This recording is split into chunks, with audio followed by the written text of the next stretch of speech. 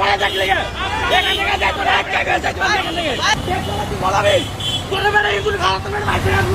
বললাম যে স্যার এই যে আমি একজন জুলাই যোদ্ধা পরে কই জুলাই যোদ্ধাতে পানি কাটতো এই কাঠটা দেখানি পরে আমার 2-3টা সুপার মারছে এই রাস্তা থেকে যখন একটা গর্ত হয়ে গেছিল আমি দেখতেছি যে এখানে যে কোনো ধরনের একটা অ্যাক্সিডেন্ট হতে পারে তখন আমি একটা ধারণা থেকে একটা বাস ছায়া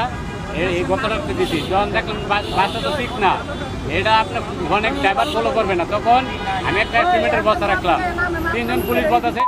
এখানে এটা রাখছিস কেন আমি তো স্যার আপনি আমাকে গালি দিলেন কেন সর্বোচ্চ বলতে পারেন এটা এখান থেকে সরে আলা পরে বলতেছে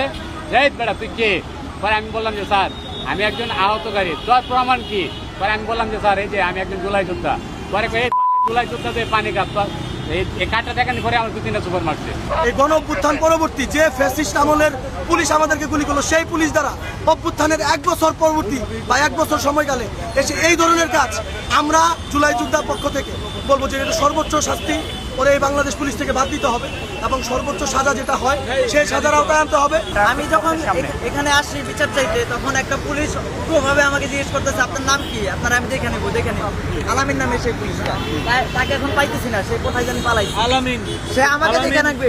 আমি বিচার চাইতে আসছি বলে সে কেমন পুলিশ সে তো আগেকার সে দোষী রয়ে গেছে গুলি খাইছিলাম আরেক বৃষ্টি আজকে চলে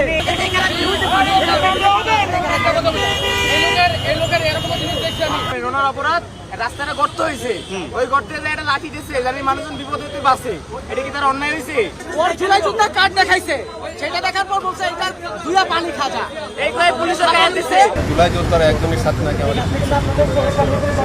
বিএসপিএফ হয়েছে